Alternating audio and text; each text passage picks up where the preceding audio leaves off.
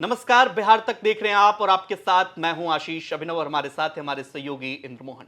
2024 के लोकसभा चुनाव में बिहार में सबसे ज्यादा अगर कोई रैली किया, कैंपेन किया, उस नेता का नाम है तेजस्वी प्रसाद यादव, बिहार के पूर्व डिप्टी सीएम, नेता प्रतिपक्ष।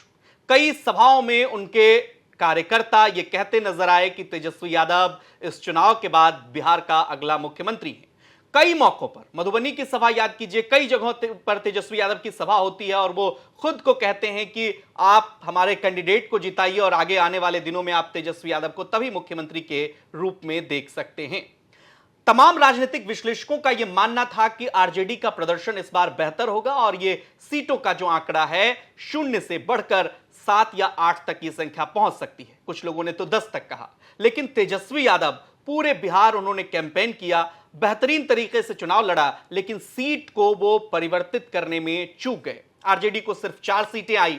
तो क्या अब यह माना जाए कि तेजस्वी यादव जब विधानसभा चुनाव लड़ेंगे, जैसा कि 2020 में भी तेजस्वी यादव ने एग्रेसिव कैंपेन किया और आरजेडी सबसे बड़ी पार्टी बनकर उभरी, तो क्या तेजस्वी यादव 2025 में जब चुनाव प्रचार करने जाएंगे और लोगों से वोट मांगेंगे, तो क्या उस मैजिक फिगर तक तेजस्वी यादव पहुंच पाएंगे? जिस तरीके से इस बार कैंपेन हुआ, अगर 25 में भी कैंपेन होता है तो तेजस्वी यादव के लिए उस मैजिक फिगर पर पहुंचना कितना आसान और कितना मुश्किल होगा? और क्या तेजस्वी यादव को भी मुख्यमंत्री बनने के लिए और इंतजार करना पड़ेगा? इसी मुद्दे पर हम विश्लेषण करेंगे। सर इंद्रमोहन सर, ये तमाम लोग पूछ रहे थे ये सवाल कि 4 सीटें तेजस्वी यादव, इतना सारा 200 से ज्यादा दोहरा शतक लगाने का वीडियो और तमाम चीजें, कहा जा रहा था कि 7 से 8 सीटें तो आरजेडी को आएंगी ही आएंगी, लेकिन 4 सीटें आई आरजेडी को। तेजस्वी यादव कैंपेन जरूर बढ़िया किया लेकिन सीट में नहीं बदल पाए। अगर सीट में नहीं बदल पाए तो इसकी क्या गारंटी है कि विधानसभा चुनाव में तेजस्वी यादव उस मैजिक फिगर तक चले जाएंगे और एनडीए को परास्त कर देंगे? देखिए, दो बातें हैं। जो तेजस्वी यादव की सभाओं की बात करें तो तेजस्वी यादव ने 258 के आसपास जनसभाएं की बिहार में इस पूरे लोकसभा चुनाव के दौरान। अब रही बात वोट की कि वोट कितना वो ट्रांसफर करा पाए। तेजस्वी यादव ने वोट भी बहुत हद तक अपने पार्टी के लिए काफ़ी ट्रांसफ़र कराया। इंडिया गठबंधन के वो इकलौते सबसे बड़े नेता रहे। उनके लिए लगातार अगर कहें तो इंडिया गठबंधन के तमाम दलों के लिए वो प्रचार करते रहे। सीटें क्या आई हैं? सीटें आई हैं 1, 2, 3 और 4। एक सीट जो आई है वो बात करें तो इसमें निर्दलीय को आई है। 2 सीटें जो आई हैं वो है सीपीआई-एम को।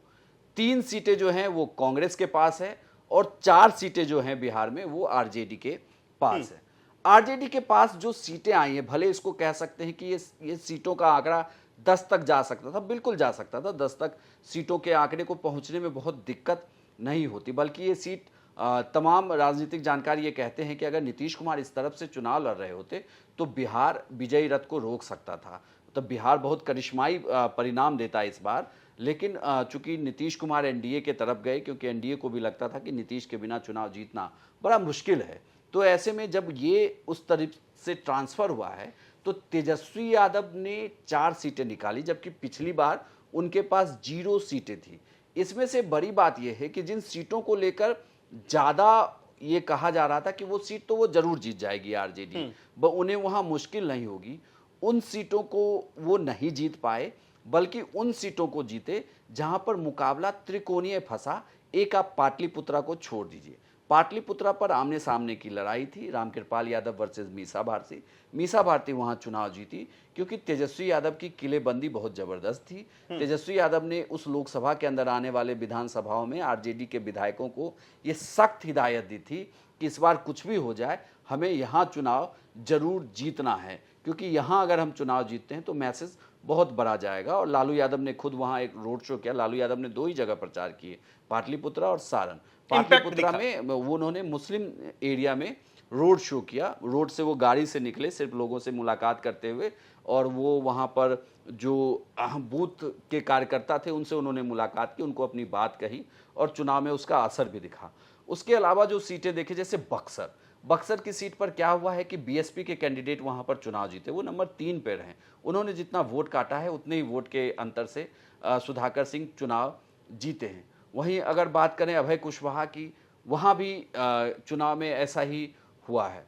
और सुरेंद्र यादव जो चुनाव जीते हैं जहानाबाद, वहां भले मामला आमना सामने का था, लेकिन वहां जातीय फैक्टर में वो बात फंस गई और वो चुनाव निकाल के चले गए। जहानाबाद मतलब में बहुत भी सारे लोग त्रिकोणीय कह रहे हैं, मुकाबला बहुत सारे लोग कह रहे हैं कि जो भी 4 कैंडिडेट हैं, एक का तो आपने जिक्र किया, वो अपनी बदौलत चुनाव जीते हैं, पार्टी की बदौलत नहीं। जैसे सुरेंद्र यादव का आपने नाम लिया, कई विश्लेषण लोग कह रहे हैं कि सुरेंद्र यादव जैसे अनंत सिंह मोकामा में चुनाव जीतते हैं, उसी तरह से भले हार गए चुनाव सुरेंद्र यादव कई चुनाव हारे भी, लेकिन इस बार जो वो चुनाव जीते अपने बलबूते चुनाव जीते। नहीं, उसको उनको लेकर देखिए एक दो तर्क हैं। वहां पर अगर अरुण कुमार कैंडिडेट नहीं होते, अरुण कुमार ने क्योंकि बहुत वोट काटा है, अगर वो कैंडिडेट नहीं होते तो चंद्रवंशी चुनाव जीत जाते, या अरुण कुमार ही कैंडिडेट होते तो सुरेंद्र यादव के लिए बहुत मुश्किल होती। क्योंकि वहां त्रिकोणीय मुकाबला हुआ, उस मुकाबले में बहुत बड़ा हिस्सा बीएसपी के कैंडिडेट अरुण कुमार ने काटा, इसलिए वो जहानाबाद जीते। और जहानाबाद के लोगों की लगातार ये मांग थी जेडीयू से कि ये सीट किसी भूमिहार कैंडिडेट को दिया जाए, लेकिन उन्होंने चंद्रवंशी को ये टिकट दे दिया, इसलिए वो नाराजगी की वजह से वो चुनाव हारे। इसमें आप कह सकते हैं कि उन्होंने अपने दम पर चुनाव जीता है, नहीं, दरअसल वहां पे जेडीयू चुनाव हारी है और अरुण कुमार ने बहुत ज्यादा मत से वोट काटे हैं। बक्सर में भी यही हुआ, एक आईपीएस चुनाव लड़ रहे थे, उन्होंने वोट काट लिया। अश्विनी चौबे का भी फैक्टर काम कर गया। हाँ, अश्विनी चौबे का फैक्टर अंदर से काम कर गया, नाराजगी दिखी, उस नाराजगी की वजह से वहां पर हार हुई है मिथिलेश तिवारी की। सिर्फ पाटलिपुत्रा की सीट पर एकदम आमने सामने की लड़ाई थी जिस पर जीत हुई। तो कुल मिलाकर देखा जाए तो ये बहुत बड़ा चुनाव रहा, जिस चुनाव में मुझे लगता है कि तेजस्वी यादव ने अपनी भूमिका सही दिखाई है। और जो बात थी कि तेजस्वी यादव को क्या ये 2025 में सीटों में अगर बदलता है तो क्या होता है, देखिए तेजस्वी यादव ये बड़ी भांति जानते थे कि वो ये तैयारी जो है वो लोकसभा के लिए नहीं कर रहे हैं, वो ये तमाम रैली जो है विधानसभा चुनाव के लिए कर रहे हैं। और विधानसभा चुनाव के लिए की गई उनकी ये रैली काम कर गई और इस रैली का असर भी दिखा है कि वो भले ही उनकी सीटें 0 से 4 हुई हों, लेकिन विधानसभा में इसका बड़ा इम्पैक्ट दिखेगा। जैसा इसका एक छोटा उदाहरण ये था, किसी राजनीतिक विश्लेषक ने बताया था कि जैसे आप प्रधानमंत्री मोदी की चुनावी रैलियां कर्नाटक में देख रहे थे, तो कर्नाटक की चुनावी रैलियों को वो लोकसभा को साधने के लिए नहीं कर रहे थे, बल्कि वो विधानसभा को साधने के लिए कर रहे थे। तो इस तरीके का असर दिखता है जब नेता इस चुनाव से अगले चुनाव को साधने। अच्छा, एक आखिरी सवाल, थे कि वो राष्ट्रीय स्तर पे तो नहीं आने वाले। एक आखिरी सवाल, चूंकि बार बार आरजेडी के जितने नेता हैं और थिंक टैंक जिनको कहा जाता है आरजेडी में, वो भी नीतीश कुमार को लेकर जब से भारतीय जनता पार्टी 272 के आंकड़े से पीछे हटी, 240 के 41 के आंकड़े तक गई, तब से सॉफ्ट हो गए हैं नीतीश कुमार को लेकर।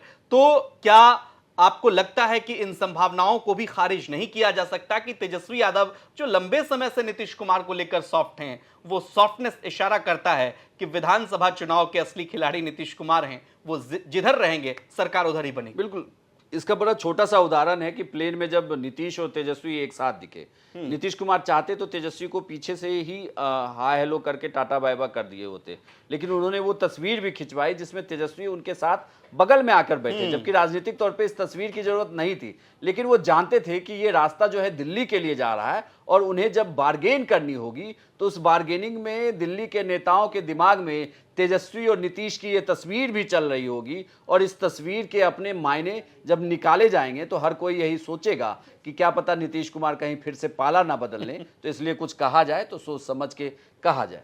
ठीक है, निश्चित तौर पर ये विश्लेषण हम इसलिए कर रहे थे कि तेजस्वी यादव को क्या 2025 में भी वेट करना पड़ेगा, और क्या तेजस्वी यादव 2025, जैसा कि अभी इंद्रमोहन सर ने बताया भी कि 2025 की ही तैयारी दरअसल इस लोकसभा चुनाव में कर रहे थे तेजस्वी यादव। आपको क्या लगता है कि लोकसभा चुनाव के जो आंकड़े रहे हैं, हालांकि भारतीय जनता पार्टी की सीटें कमी हैं यहां पर, और अब 2025 के चुनाव में क्या इसका असर ऐसा पड़ेगा कि इंडिया गठबंधन और खासकर तेजस्वी यादव के नेतृत्व में 2025 का चुनाव लड़ा जाएगा इंडिया गठबंधन की तरफ से, तो तेजस्वी यादव क्या वो आंकड़ा जो जादुई आंकड़ा है 243 विधानसभा वाली सीटों पर तेजस्वी यादव क्या सरकार बना सकते हैं? इस आंकड़े पर वो पहुंचेंगे? कमेंट कर हमें जरूर बताइए और बिहार की तमाम खबरों के लिए देखते रहिए बिहार तक। नमस्कार।